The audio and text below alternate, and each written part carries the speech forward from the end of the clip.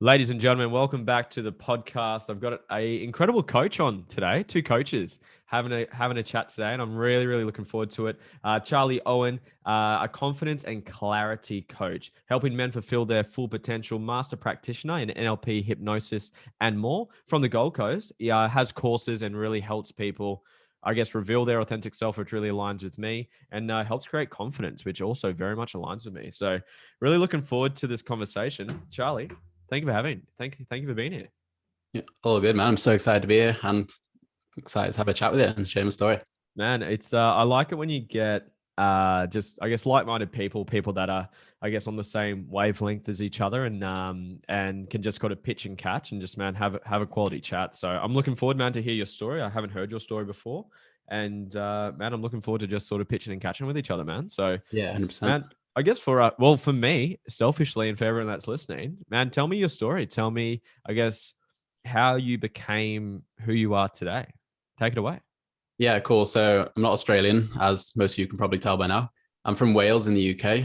And yeah, I had a pretty normal childhood. Like, I read a lot of success stories and they talk about coming from absolutely nothing and a terrible background. I was like, not like that. And then sometimes it can be a detriment. It can be a limitation or a liberation. And for a while, I saw it like, fuck, I'm so normal. So when I had negative thoughts and stuff, I was like, there's nothing actually wrong with me. Why am I having these negative thoughts? So I was having these negative thoughts. And then I chose to have these negative thoughts again. So I was like, there's not actually anything wrong with me. Why am I choosing to have something wrong with me? So I grew up in a super small village back home in Wales. And it was like a village of 2,000 people. And I lived there for the first 23 years of my life. So it was a super small town. Everyone knew everyone, which came with the pros and the cons. Like it felt super communal, but there wasn't much going on there. And then the small town syndrome and not a lot of people like were doing big things and inspiring things. So it was in this little fishbowl and it's like a big fish in a small pond. You can get popular, you can feel confident, you can feel like the man, but it's like you're in such a small fishbowl. So it's in this small town, 2,000 people, everyone doing the same things, work throughout the week, and then go out on the weekend and drink, and then play football on Sunday. Then we do the exact same thing every single week. And then ignorance is bliss in a way. Like I was enjoying my life. That was all I knew. So I just kept on doing that. Everyone around me was doing that. My parents did that. It's just like, I didn't know anything outside of here. So my view on life was just like so limited. And then I always knew growing up that there's something more out there. Like I was the 16-year-old, 17-year-old Googling how to make money online. Like I really just wanted to do something different from just like the normal, because my parents were farmers, their parents were farmers, and just like so traditional. And I was just like searching online how to make money online.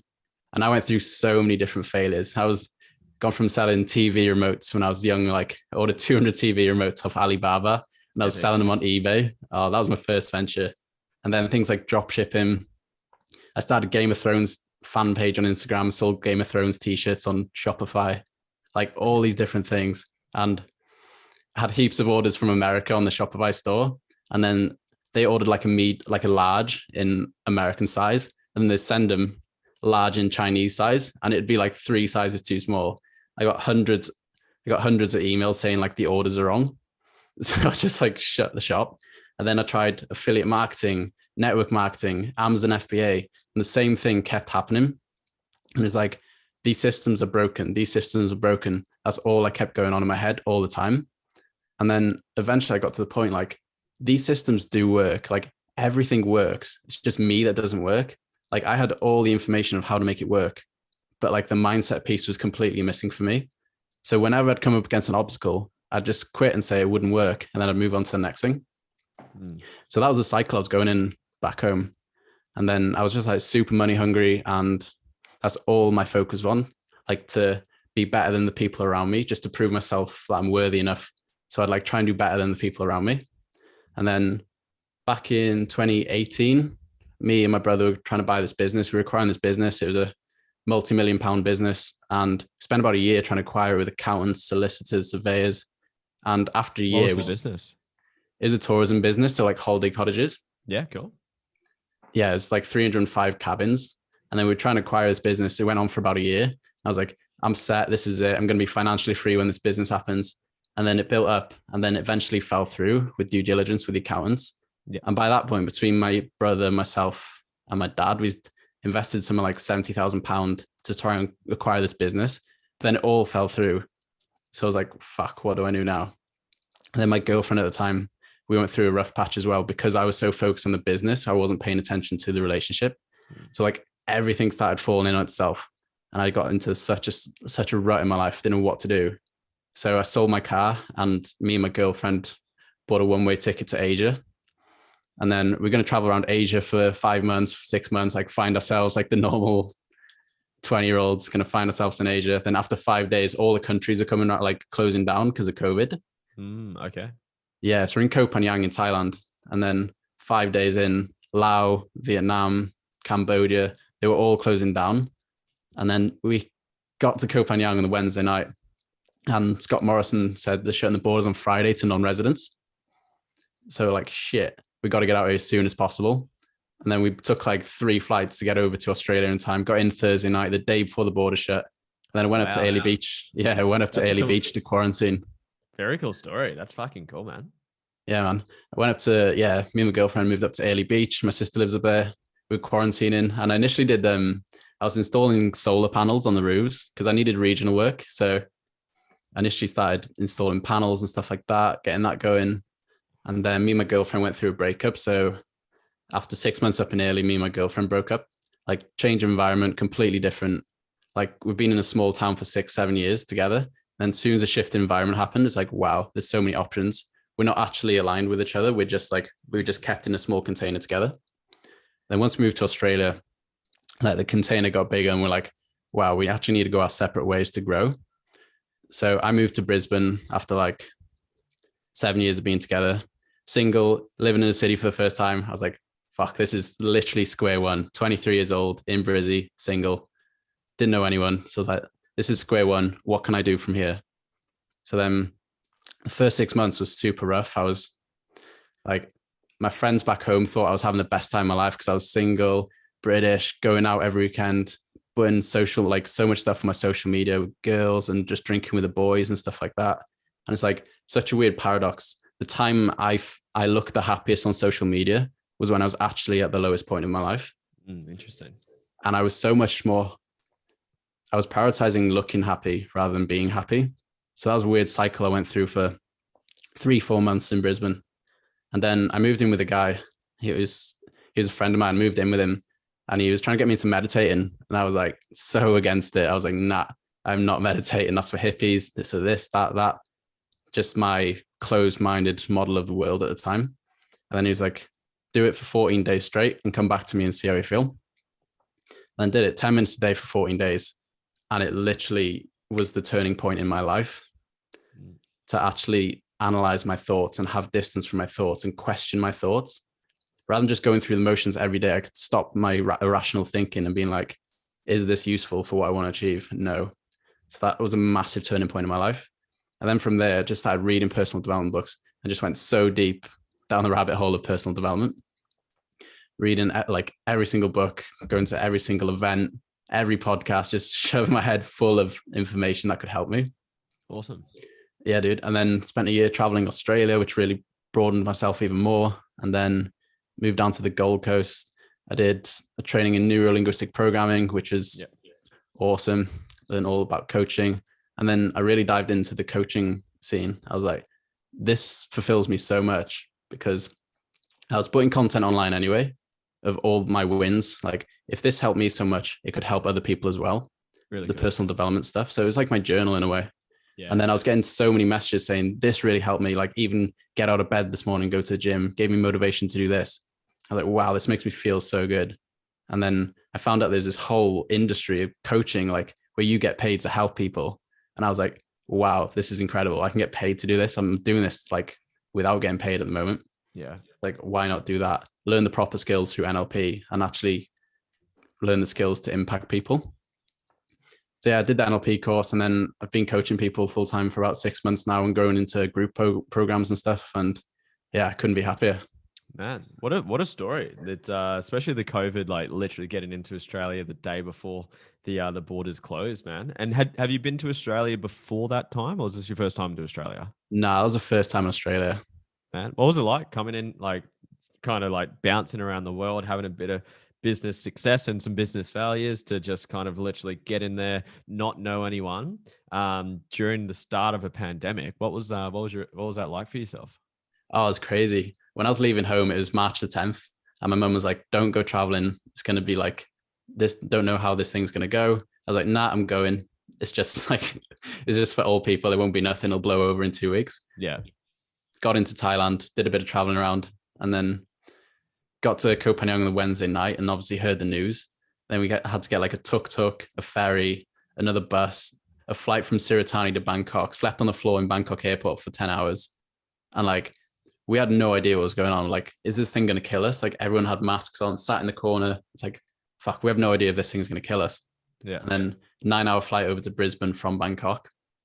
I was like, didn't know what the hell was going on. Went up to Airlie Beach. I couldn't, like, I see my sister for the first time in 3 years, but we couldn't like hug each other. We had to social distance. Yeah. Wow. And then we had to quarantine. I quarantined in her house. It was so wild at that time because nobody knew what was going on. Yeah. Heaps of uncertainty, man. And you were already traveling. You weren't in your normal routine. So it was extra uncertainty for you. 100%. How I mean, I've got a lot of notes, I've got a lot of questions. I would like to know, I guess, you're obviously in the coaching realm now, and you kind of discovered that once you went down the NLP path and you started to dive into self-development. But man, you were doing things at a young age that not the average person's doing. You're Googling how to make money online. You're running, selling remotes, you're selling t-shirts, you're making fan pages and to build an audience to sell stuff. Like, that's not every person is like that. And the fact you're already looking for those opportunities and you're taking the action, which is probably the majority of people lack there. So many people have an idea of the life they want to do, the things they want to create, the action they're going to take, but they don't actually do it. So No. what got you to at least do that, man? Like, I wasn't doing that at the age at how old were you actually when you were doing the where you were Googling how to make money online? How old are you? 16 or 17. And what got you into that? I think I saw a YouTube video. It's like make money drop shipping, something like that. And then I just got so curious. And I heard all these stories about people making like 6 figures a month drop shipping at 17, 18 years old. I was like, and it blew my perspective out of the water. Like, you think 10 grand a month's a lot of money until you meet someone making 100 grand a month. You think 100 grand's a lot of money until you meet someone making 1 million a month. Being exposed to that level of income at that time, like, just blew my perception out of water and blew my mind out of water. Because I was just like, fuck, I've been thinking this small, like my possibilities are this small, but really like opening your mind up. And the only way you can do that is by getting around these people and like being exposed to these people so much. Why were you open-minded to it? Because I think what came to my mind as you said that, it's like, you're right. There's so many people have, you see it, like people, and a lot of them are quite scammy. So that's probably adds to why there are so much fear around it. But a lot of people aren't even open-minded to it. You could Google it right now. If someone's listening, they're like, I want to make some more money. You can Google it. You can, if someone wants to be healthier, they can Google it. If they want to work on their mindset, they can Google it. But a lot of people aren't actually taking the action, or even if they're presented with an opportunity, maybe they saw a video of someone on YouTube making heaps of money, they're not even open-minded to it. Why were you even, I guess, open to opportunities at that point in your life? I'm not really sure. I've done a bit of self-discovery around this, and I think most people don't even take the first step because they don't believe they can actually do it. And like self-belief, by conditioning the people around them, like, no one in my circles achieved this, so why would I be able to achieve this? And is this even possible? Like, you see people driving Lambos and stuff online, and you're like, but they're not me. Like, they're aliens. They're different breeds of human. Yeah. But then like you start meeting these people and getting around these people, and you're like, fuck, everyone puts their trousers on the same way. Like, these people are no different to me. And I'm not too sure why I picked it up in the first place, why I was so open-minded to it. I think it was just conditioning. Like, everyone around me was either a tradie or worked for the council or farmers. I was like conditioning so much. And I was like, fuck, I don't actually want to do this. Like, I don't want to just do the normal of everyday life. I want to like find out what my potential is and actually do something out of the ordinary than just the normal, be a farmer. Like, I could stay in Wales and be a farmer and make a really good income, but that wouldn't be exciting for me. So I was desperately trying to look for different ways to do that. So why were you, I guess, why we, I don't know if the question's why, but I wrote down you're very conscious of your beliefs, and that's something that I think a lot of people aren't, and they're not conscious of their thoughts and what's going on. But it sounds like your consciousness has played quite a big part in your, well, definitely to obviously where you are now. But has that always been something you've been quite in tuned with? And do you believe that's something that people can develop? And how do people develop consciousness? 100%. It's an absolute skill. Like the biggest thing is you're not fixed minded, you're growth minded. Like everything is a skill to improve upon.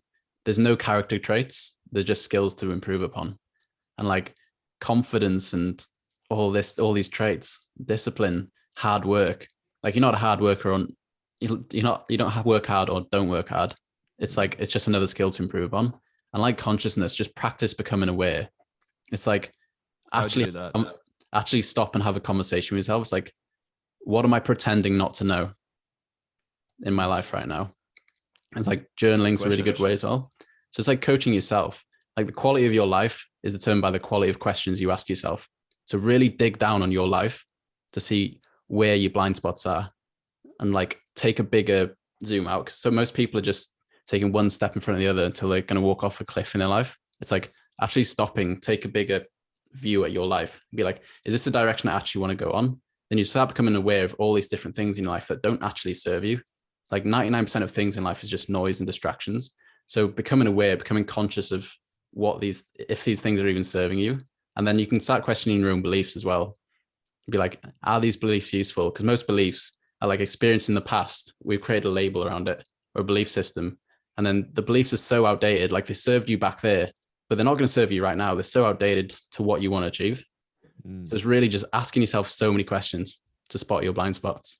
Do you have any practices, or like I'm a step by step type of person? So say someone's listening to this right now, they're like, "Fuck, I've never done that before." That's so true. I've never questioned myself. I haven't asked questions like that. Is there a practice, or how would you guide someone? How would you coach someone to even start to get the ball rolling with practices such as that?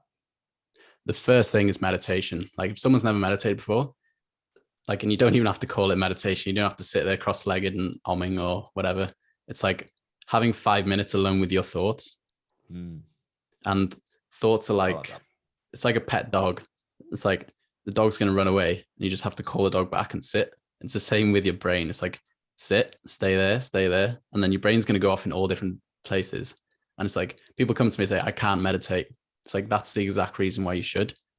Until you're comfortable in your own thoughts and you can question your own thoughts. Why do you think people are uncomfortable with their own thoughts? Why are people uncomfortable with their own thoughts? Because they're scared to face the truth of what their life is. Like they're scared to face reality. Because if they stop for a minute and be like, fuck, I'm actually unhappy, then that means they have to do something about it. And that means they have to step into fear. So they'd rather sit in the like unknown of not even questioning them. Because like, I'll just carry on Facebook, like keep going. I'll never have to stop and question my life. Then I won't have to take action. Sorry for cutting you off. What type of meditations are there? Like I know, like I just do things such as I play particular sort of background music and then just sit and just let my mind go where it wants. Sometimes I have a prompt with me. Sometimes I have certain questions. I'm doing a big meditation session this afternoon and I've got like an intention for that. But is there particular ones that I guess I'm speaking for, I guess, the novice or people, the majority of people that don't do it or they're not into it or they want to start to get into it. What's like, I guess, an easy way or a simple way to start to just sort of, I guess, dip your toe in the water and start to experience it? The easiest way would be closing your eyes and taking 20 breaths and just count your breaths in through the nose and out through the mouth and just like count your breaths and see if you can actually count up to 20 and count back down to 0. And then a great way to stick with it is an app called Headspace or Insight Timer or Calm. And it's like you actually have streaks. So it's like once you start building up that streak, you don't want to lose it. So like they have so many guided meditations on there to get started. Even if it's 3 minutes, 5 minutes, 10 minutes, just build it up. Like it doesn't matter where you start. It matters like what direction you're going. What has meditation done for you? It's created distance from my thoughts. It's like the only difference between dogs and humans is that we can think about our own thoughts. And having that practice of actually questioning my thoughts, because we're like irrational beings. We're fight or flight humans. And then we have consciousness, which means we can question those thoughts that first arise. So creating that distance to actually question your thoughts and create like a calm mind. That's what it's done for me. Interesting. Yeah. I would love to know, ma'am, your experience of NLP. Like I think it's be, it's becoming more and more popular. I think it's and very deserving. So like I understand the tools and I understand. Oh, my chair just cracked. I understand how it empowers people. I guess I want to know. I guess generally, I'll probably ask a fair few questions in this because it's really interesting for me and for people that are my audience is what is NLP, firstly? I guess what's your experience been with it? And then we'll probably go from there. So kick it off with that. Yeah. So NLP is neuro linguistic programming, which is a fancy word for like your brain, your language, and how programs are stored in your body. Mm. So like neuro is the brain, how our brain works, how like thoughts come in, thoughts go out, communication model and stuff like that. Language is how we code our brain and how we create the results we want, like asking for what we want in the world. Then program is how these programs are stored in our body, like all the experiences and stuff from childhood are still in our body. And it's programs that still like, it's a filter that decides all our actions going forward. Like we run it through a filter of all beliefs and values.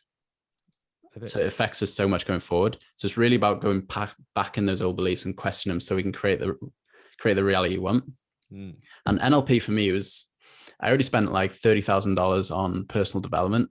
And I was like, oh, another course, like, is this actually going to help me? And I was like, oh, I'll do it. And then NLP was like the glue that bonded all of the information together.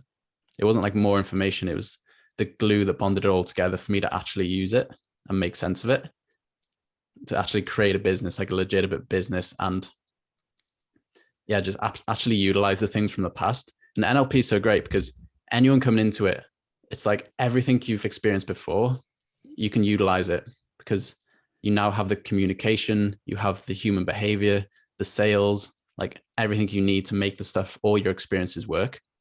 And then people come into coaching brand new, they're like, how are you going to be a coach after a 7 or 14-day course? It's like, you've been coaching all your life. Every conversation you have, you're coaching. But it's like, now you have the tools to actually create the result in your client. So it was huge for me just having those resources and having the confidence that I can actually change people's lives. What are some of the tools that have really served you from NLP, and how can the everyday person utilize tools like that for themselves? There's like perceptual positions, one where like if you're in a conversation with someone, this can be any conversation, an argument, a sales call. It's like you're number one, they're number two, and number three is a neutral position. And in any conversation, being able to float in between each one. So it's like, what am I missing from this conversation? So I'll jump into their shoes and then see the conversation from their side and like, what am I feeling? What do I want from this conversation? Then you can jump into a neutral position and be like, right, what do these people want? Can we chunk up to agreement and then like find a good solution for this? So like, that's a great one in communication. There's things like in conversation, chunking up and chunking down, like becoming more abstract. So chunking up, like a car, this is an example of movement. This is an example of existence, like going up and up and up. And then you can ask, be more specific in conversation. So when you really want to find out the details, it's like small communication tools like that's great. And also things like timeline therapy, like where you actually go back to where beliefs were created so you can actually reframe them to go forward. Can you give me an example of that? That's what I find for, I did my NLP, I think like 3 or 4 years ago. And I think that's one I definitely do use quite frequently. I'd love to know from your experience, what's an example of that, how you can go back and I guess have a third perspective of an experience. And then just, I may be conscious of beliefs, challenge beliefs and all that stuff. Can you give me an example of that? Yeah, 100%. So timeline therapy has been around for many years. I think Tad James is the first person to bring it about. And my coach, Elizabeth Ann Walker, she's actually created emotional change technique, where it's built off the ground of timeline therapy with a few changes, which makes it accessible. Like a lot of people do processes and processes don't work for everybody. Then emotional change technique works for a lot more people because people are primarily like kinesthetic, which means they feel like visual or AD or auditory. So it helps a lot more people. And it's basically all memories are stored. Your body stores memories in relation to time. So you have a timeline and you can feel that, and your subconscious mind can feel that. So if you have a belief system that you question now, say, I'm not good enough. Okay.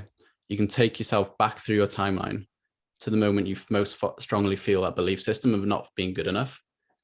And then you can come back and be like, oh, I'm 6. What happened there? Then you can express yourself at 6 years old.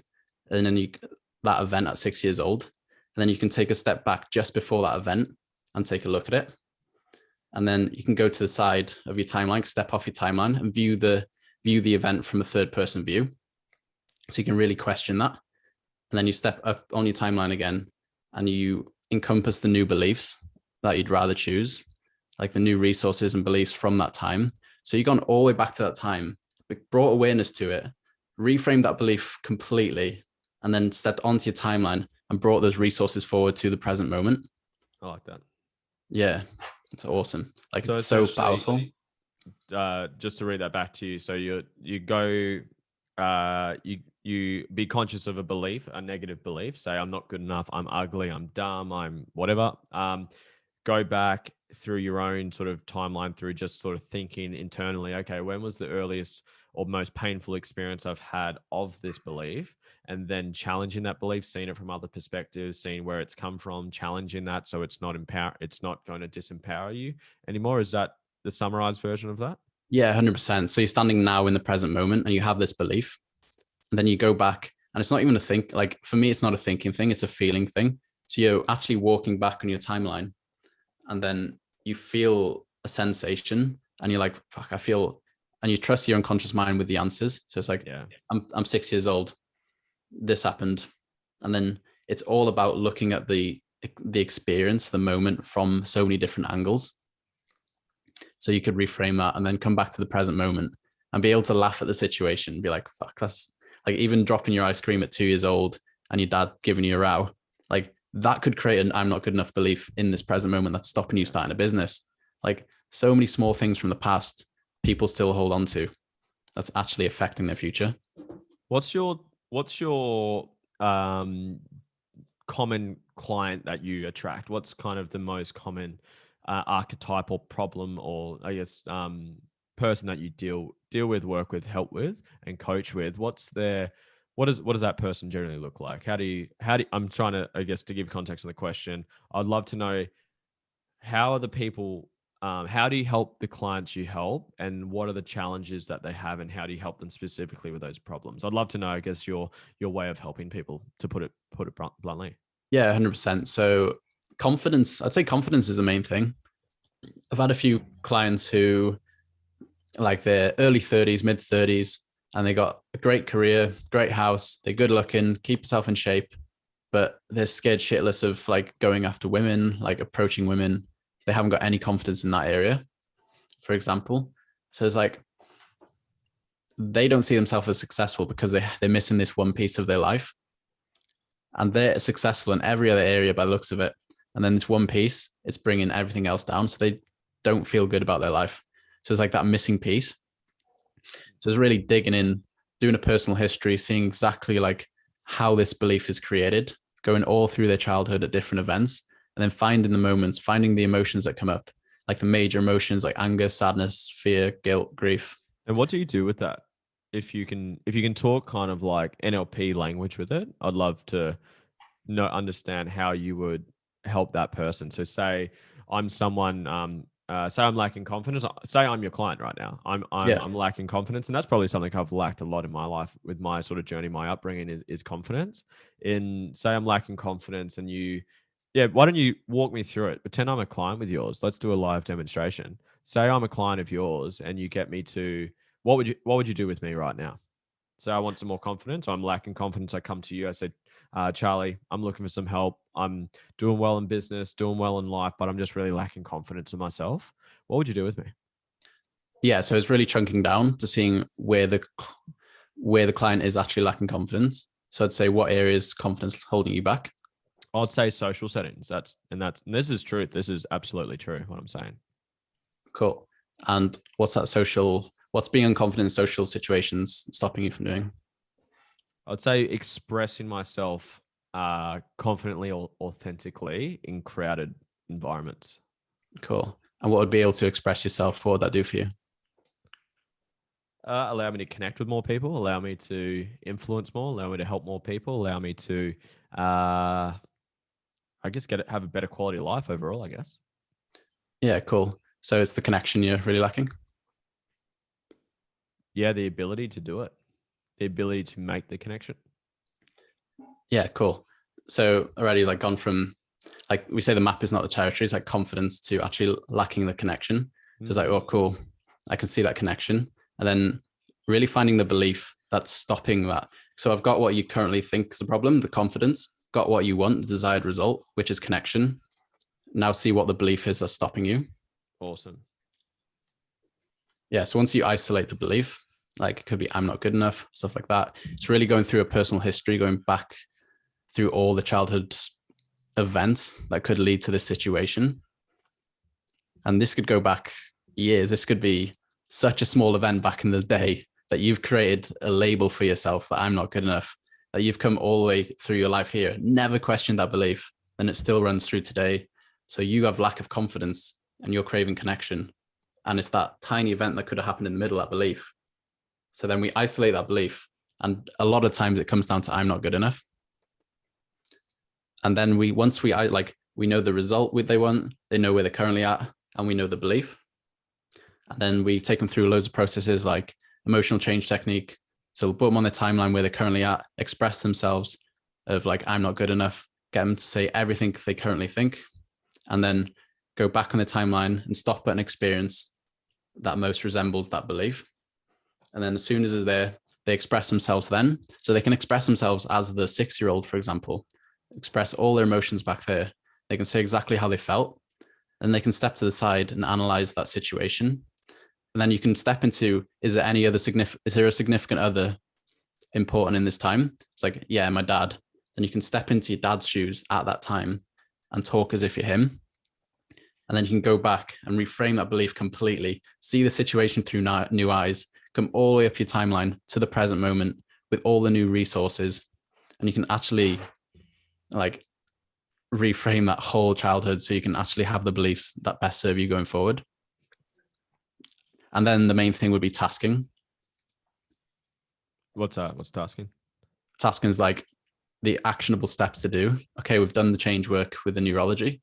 Now it's tasking, like putting boots on the ground. So this week you will approach 3 new people every day and ask for the time for a whole week. That's awesome. A tasking. That's a common tasking I do for someone. That's awesome. What is some of your tasking for people with confidence, specifically confidence? A lot of it is that confidence is kind of your biggest sort of client you attract. 100%. So, yeah, a lot of it is social confidence, and confidence is a lot of like trusting yourself. So it's like you lying to yourself. Like people often set goals and never stick to them. Like I'm going to go to gym every day for a week. If you only go once, your unconscious mind is watching your conscious mind and being like, you said you're going to do this, but you didn't. So you're starting to lack trust in yourself. Think if you or your friend, like if your friend said they were going to do something and they never did, like you'd lack trust in that friend. And the same thing's happening in your brain. Like your unconscious mind's watching you say you're going to do something, never actually do it. So it doesn't trust you at all. So it creates a conflict. So it's like, I don't trust whatever you're going to say. I have no certainty in you actually creating this result and seeing this thing through. And that results in the label unconfident. So tasking every day would be like I just said, approach 3 new people every single day and ask for the time.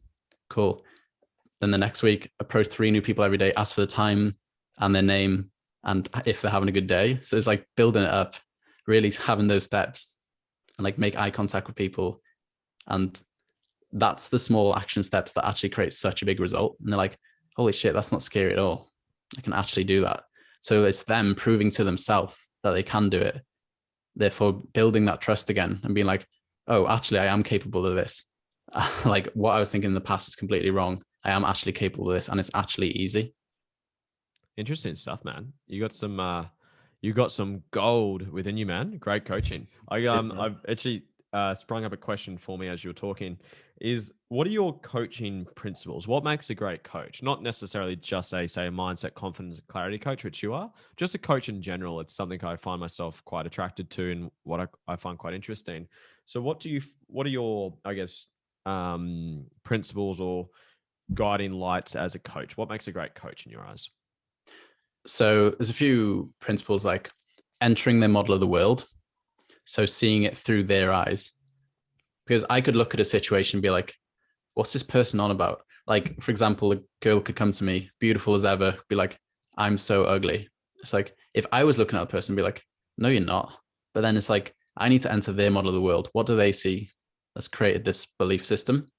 So really entering their model of the world, having absolute certainty in yourself and your processes, asking the right questions to undig, like the map is not the territory again. So like the problem they give you is not the actual problem. So it's really digging down on what the actual problem is, then finding what they want, and then finding the belief that's being created that's blocking this. And then once you have that belief is isolated, and there's heaps of processes you can actually use to go back and reframe it. Great. And it's really coaching is really like, people have a one-track mind like this, and coaching is asking questions to try and pull them off course. So they can see the solution, like see the problem from so many different angles. It's like inductive thinking rather than deductive. Like people's like, here's the problem, let's try and fix the problem, rather than inductive, like this is the problem, what's a million possibilities I could do to solve this? So like looking outwards rather than just deductive thinking. An example comes to mind that Tony Robbins used, obviously huge in the NLP world. One of the sort of biggest names that got me into it is I use the deck of cards. If you've got an ace of spades, I just need to ask a certain amount of questions to get you to stay the ace of spades. Like how many cards are there? What color suits are there? What suits are there? What's the highest? And you'd get them to say it. Is that an example of what you're saying? Like you want to get them to see the solution that you see, but you've got to ask them questions to allow them to see it? 100%. Everyone's already got the answers inside themselves. Like for you to formulate a question, you must already know the answer. So it's like, they already know the answer. They just need to dig and like see the problem from so many different angles. And the way they see that is by you asking so many different questions and making them see it from, like, people solve their own problems. Like I don't solve people's problems. I show them how to solve their own problems. I like that. Because they already know. Yeah, because they already know the solution, just finding it. Any other principles? So you said enter their world. Did I miss any? Obviously, you got caught up with inductive thinking or getting them to think differently, challenge their way of thinking. What other principles have you got as a great coach? Yeah, 100%. So yeah, enter their model of the world, see it from there, and like, and then ask the questions they haven't already asked themselves. So make them question this belief. Like, is that really true? Can that stand up in court? Like if you went to court with this question, with this belief system, could you prove it in court? What are some of your really go-to questions? What are some of your ones that like really, I guess, challenge people, wake them up, get them to think differently? What are some really powerful questions that the listeners right now can ask themselves, or they could maybe ask their friends? Because it's like, I know having a coach in mind with you and me, when you hear someone say something that's probably limiting them, your little sensor goes off and you're like, yeah. Hold up, is that really true? So what are some questions that the listeners could ask themselves, or the listeners could even ask maybe their friend or their mum or their partner when they're in their head, they're saying they're not good enough, they're a loser, they'll never be successful, whatever. What are some really quality questions that these people can ask themselves or those people? So many times it's like people moaning. That's the common thing. Like, oh, my work, my this, my this. And the biggest thing is, how is that a problem? It's like, how is that a problem? Is this a problem or is it a program? Like, is it actually a problem? Or is this just programming that you've been told that it is a problem? Like, yeah, so often people come to me and it's like, oh, my boyfriend's not doing this. It's like, is that a problem? Oh, I guess not, because I could actually do this instead. It's like, great. Like sometimes the conversations are that short. Yeah, and it's like the whole, what am I pretending not to know? It's just like, ask yourself such deep questions and ask others questions that they haven't thought of already. Have you got any more quality ones I can dot down? So how is this a problem? What was the one you said? You said that earlier, actually. How is this not a problem? Is this a problem or a program? A problem or a program? I like that. Yeah, so many times it's just program. It's not actually a problem. What have you already done to solve this? What other ways could you solve this? What would happen if you did do this? What would happen if there's a thing called Cartesian logic? So it's like approaching the problem loads of different angles. So it's like, what would happen if you did this? what would happen if you didn't do this? What wouldn't happen if you did do this? What wouldn't happen if you didn't do this? So exploring all different solutions. What's your opinion on having a coach versus, I guess, setting yourself up for success? Like I believe it's a great combination of both. I think everyone should and not should or would want to have a coach to help them succeed in whatever area of life they want to succeed in. But I guess I'm thinking, are there any things that people can do consistently besides just listening to this one-off podcast and asking a couple of questions? Is there things that people can do consistently to constantly challenge their way of thinking, to constantly challenge their beliefs, to constantly upskill themselves? Obviously, having a coach is fantastic, but is there any sort of like daily routines or daily habits that you think would be quite powerful for some people? Yeah, so the constant obsession with learning and growing your current situation. So things like books, meditating, and journaling, they're like the three principles, like daily things to do. And then the next thing would be getting around people that will question your way of thinking and your current model of the world. It's like get around people who are inspiring, who are doing more than you. Like you should be the smallest fish in your fish tank. Like you should be the lowest income of your friend group. Because like once you get around those people, they start changing the way you think. Yeah. So it's like every single day, get around those people, seek out networking events, seek out different like groups of people who are doing what you want to be doing, and then just constantly journal and read books. I guess some details in all three of those things. So you said books, of course. Is there any recommendations? What would be your go for like someone who's just getting started? So someone who's just sort of into the self-development world. So maybe back to, when did you get into your self-development? You said 16, you were already Googling stuff, but then you said you got into self-development, I think when you got to Australia. Or yeah, it wasn't actually that long ago. It was probably like 2.5 years ago. Okay. And what, so for someone who's at that point where they've never heard of a Tony Robbins or I know it depends what you're into, Joe Dispenza, DeMartini, I guess whatever floats your boat. Where would you start? What would you recommend for people getting started? I'd say Mark Manson, sort of like I'm not giving a fuck, was like the entry drug to books for me, because it's such an easy read and it's such a fun read. It's like, read what you love until you love to read. So read the things that actually, I like that. Yeah. So read the things that are actually enjoyable to read. Like I remember first trying to read a book. I tried to read a psychology book like 5-6 years ago, and I didn't understand any of the language. Like it was so above my reading level that I was like, this is so boring. I put it down after 10 pages. Yeah. And then I started reading like simpler books like Salah, Not Giving a Fuck, Mindset by Carol Dweck, Not a Life Coach by James Smith, like these more entry level books. Then this actually developed my habit of reading. Like read things that will develop your habit of reading, and then the rest takes care of themselves. Happy Sexy Millionaire by Stephen Bartlett's a great one. What was that called, sorry? Happy Sexy Millionaire. Sorry, I cut you off. For people that are not visually watching this, there's a bookshelf behind you. What are the ones that? Yeah, I need to turn around. Wait.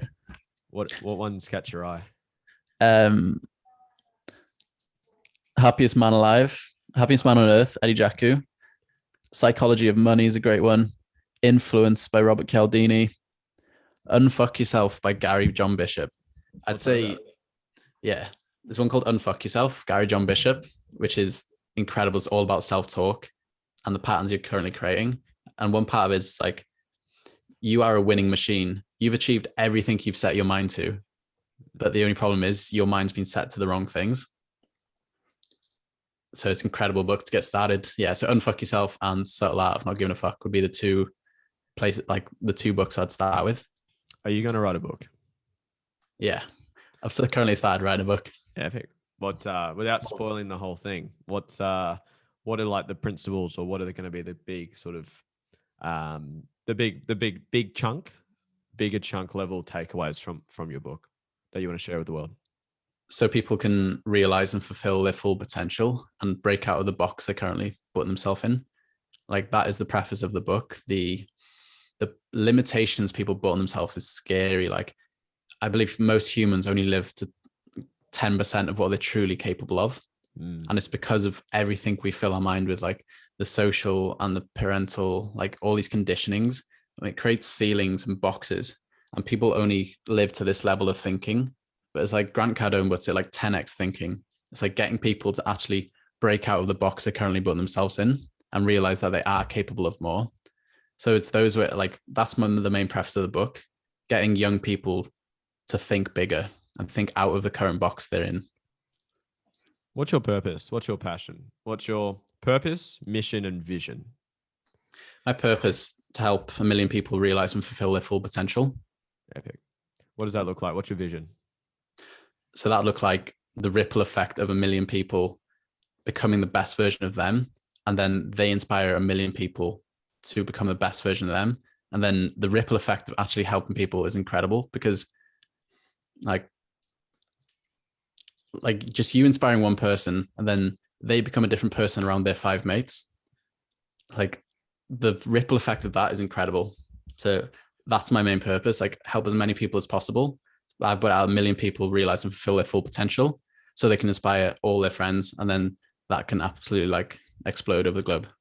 Why does that inspire you so much? Even the way you can obviously tell when people are online in alignment and on purpose, because they're excited, they're engaged, they're focused, they're obviously very energetic. So where does that come from? Why are you so inspired to help people live their full potential? Because for most of my life, I've limited myself to what I thought I was capable of until I really peeled the lid off and seen the world for I've seen myself in a completely different light and seen my true power and what I'm actually capable of. And where does that lid come from? Like you said, you peeled the lid off. Yeah. Where did that lid come from? It came from conditioning from childhood, really. The people I always surrounded myself with, my parents, and that their beliefs are from their parents, and like it just gets passed on generations. And then the people I was hanging around with is another one. The things I was watching on TV, it's so easy to fall down those loops, down those negative ways of thinking. Like it's a slippery slope with the confirmation bias of the brain. It's like you develop a belief quite early on. It's like, I'm not good enough. Then your brain looks for evidence to confirm that belief. So it's like can be a slippery slope. And that was a lid I had on myself that like, I'm not good enough. I can only achieve this level of success. And what was the big thing that peeled off the lid? I know, like obviously going to NLP, coming to Australia, working on yourself. What was what was the maybe biggest or big couple of things that really got that lid off you? The biggest thing was moving to the Gold Coast and getting around like 6, 7, and 8 figure entrepreneurs. And then just being like, fuck, these people are exactly like me. Like these people have the exact same day-to-day problems. They are no different from me. And I'm just like, I can achieve exactly what they've done and more. I just had to realize that for myself. And it was like getting around that environment was the most inspiring, life-changing thing ever. How do you do that? How would someone who's listening to this be like, I want to do that? How would they do that? Seek out network on social media. Biggest thing for me was talk about what you're passionate about on social media. And then so many opportunities come your way.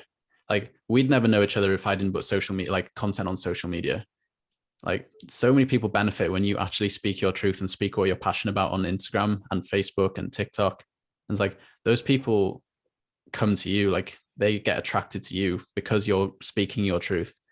And then you start connecting with like-minded people who are doing the same thing.